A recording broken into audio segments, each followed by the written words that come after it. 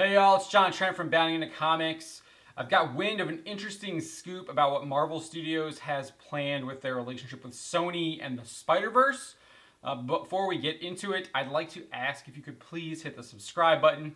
It helps us ensure that more people can see our videos, and that's always a good thing. Plus, these Google and YouTube are always playing tricks. So if you hit that subscribe button, hit that like button, it helps us beat the YouTube algorithm, so people can see our videos. So if you could do that, that'd be great. Thank you. With that out of the way, this scoop comes from Mikey Sutton and his Geekosity Facebook group.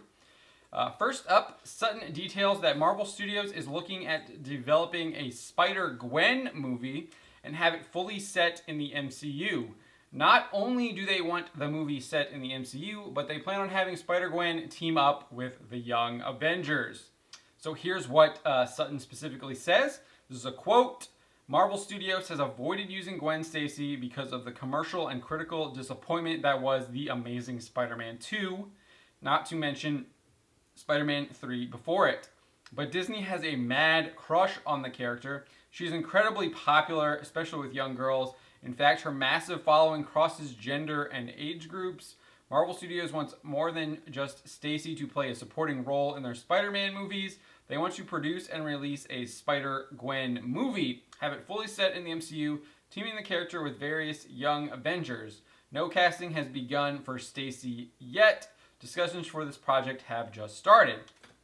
So as you can see, it's nothing officially coming out of Marvel Studios, but it is that they are kind of having discussions about the project. Nothing official is kind of on the docket, according to Mikey Sutton. For those unfamiliar with Spider-Gwen, she's a recent creation of Marvel Comics. The character first appeared in Edge of Spider-Verse #2 as part of their Spider-Verse storyline. The character is Gwen Stacy from Earth 65, who was bitten by a radioactive spider. Instead of Peter Parker, she goes on to become the Spider-Woman of Earth 65. She was recently featured in Sony's animated film Spider-Man Into the Spider-Verse and goes by Ghost Spider in their Marvel Rising universe, which I think they've aired that on Disney, I believe, the Disney Channel, and I think it's on that's all on Disney Plus as well, and they have some comic crossovers with that. The comics have not done well at all, and I'm not really sure how well the animated films have done either. I'd have to look into that. But this rumor about Spider-Gwen comes on the heels of the Morbius trailer that saw actor Michael Keaton show up at the end of the trailer. Speculation indicated at the time Keaton was reprising his character of Adrian Toomes, aka the Vulture, which we saw in Spider-Man Homecoming. However, nothing official confirmed this. That was mainly just fan speculation, but according to Sutton's sources, that was Toomes in the Morbius trailer, and he says, quote, however, according to a source I have at Sony, that is not the case. Keaton is Toomes. And then he details what his source told him about the new relationship between Sony and Marvel Studios. If you remember, there was a big kerfuffle kind of in, I think it was in August, I believe, when there was a lot of reports that Spider-Man was out of the MCU and Sony and Marvel Studios were kind of using the public to try and negotiate a deal or whatever. It felt like that way. And they eventually announced that there was a deal and that Spider-Man would stay in the MCU. And then the next thing we got was we got J.K. Simmons as J. Jonah Jameson in a YouTube video that was published by Sony. And he was reprising his role as J. Jonah Jameson, and he was unmasking Spider-Man as Peter Parker. And then we got the Morbius trailer, and then we saw Keaton. So who knows kind of what that deal involves. It definitely appears that we're getting these Spider-Man characters are coming into the Sony's Spider-Verse, which Morbius will be the second film in that Spider-Verse, the first one being Venom. But this is what Sutton has to say about the new relationship between Sony and Marvel Studios. Quote, love it or loathe it, Sony's solo ventures into the Spider-Man exist within the MCU. However, the MCU will not have to reference it in any fashion. This is similar to what Feige did with Marvel TV. Marvel's agents of S.H.I.E.L.D. regularly acknowledge situations within their cinematic counterparts. There was even a sort of prologue to Age of Ultron, but not vice versa. But as far as the MCU goes, Sony will only be able to touch and mention Sony-owned characters from the Spider-Man movies that Marvel Studios makes. Don't expect Morbius to be raising a glass in honor of Tony Stark. So this kind of really isn't new information. It echoes previous rumors that we got from DR Movie News on Twitter that stated the Sony Spider-Verse events and plot points will only be referenced in Spider-Man films and not in any other Marvel Cinematic Universe films. They also, DR Movie News stated, Spider-Man MCU films will affect the Sony films, but Sony films won't affect the MCU. Those are Sony films that are not Spider-Man, with not Spider-Man specific films. That's kind of what they had. And then, like I said, this it came after that that short video that Sony put out with J.K. Simmons reprising his role as J. Jonah Jameson after he was in that end credits scene in Spider-Man Far From Home, unmasking Spider-Man as Peter Parker and accusing him of murdering Mysterio. Did I say spoilers? Yeah, spoilers. If you haven't seen Far From Home, I'm not really like afraid of spoiling that movie. It's been out for a half a year now. Needless to say, it appears Marvel Studios and Sony Pictures have some big plans, and it doesn't look like their partnership is going to dissipate anytime soon.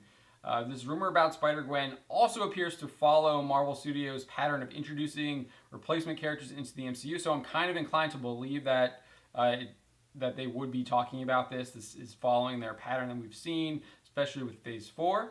Marvel Studios has confirmed a number of the replacement characters are coming. Jeremy Renner's Hawkeye is going to be replaced by Kate Bishop in the upcoming Hawkeye series. That's been rumored to be indefinitely delayed. That's supposed to be on Disney Plus. I think they announced that at D23. It might have been San Diego Comic-Con. I think it was San Diego Comic-Con, actually. All the conventions kind of run together for me after a while. And then you also have the WandaVision rumors that they're introducing Scarlet Witch's children, Wiccan and Speed, who are both members of the Young Avengers. They kind of are going to be looking to replace Captain America and exploring that in the Falcon and the Winter Soldier with U.S. Agent. There's already photos out there of U.S. Agent holding Cap's shield, or at least what looks to be Cap's shield. It's probably likely that he won't be replacing him, but I'm sure we'll get a Captain America replacement or some kind of pseudo Captain America replacement by the end of that season, whether it's the Falcon or whether it's Winter Soldier or if it's a completely different character. We'll see. Or if Chris Evans comes back, there's rumors about him coming back. So who knows what's going to happen there. And then you have other rumors talking about Cassie Lang coming in and taking over the Ant-Man role as Stature. So we got Ant-Man 3 coming up, so maybe that's kind of where they'll kind of pass the baton there, or it'll be like kind of like an end credit scene where that baton gets passed or something to that effect. And then you have the whole Spider-Man Far From Home, which discussed the idea of Peter Parker taking the place of Iron Man. It's possible they might continue to explore that storyline to the detriment of Spider-Man fans from the comics who are not interested in seeing Peter Parker become the new Tony Stark. Which they definitely dived into that quite a bit in Far From Home, and I mean, he kind of was becoming the next Tony Stark, even though he felt like he couldn't do it anyways. It was there. And as for the Spider-Gwen, if this rumor is accurate, she could be the one to replace Spider-Man if he becomes the next Tony Stark. Personally, I have no interest in seeing Spider-Gwen on the big screen, especially if they're planning on having her crop up before we even get wind of Jessica Drew, the original Spider-Woman. This just looks like Marvel Studios embracing the replacement plans. I also kind of disagree with Sutton's. He says that she is incredibly popular. I'm not really sure if that's true. I don't think that her comics sell very well. I know there is like a pretty passionate fan following, although I think it is quite niche. I would probably say she's probably a little bit more popular than Carol Danvers, though.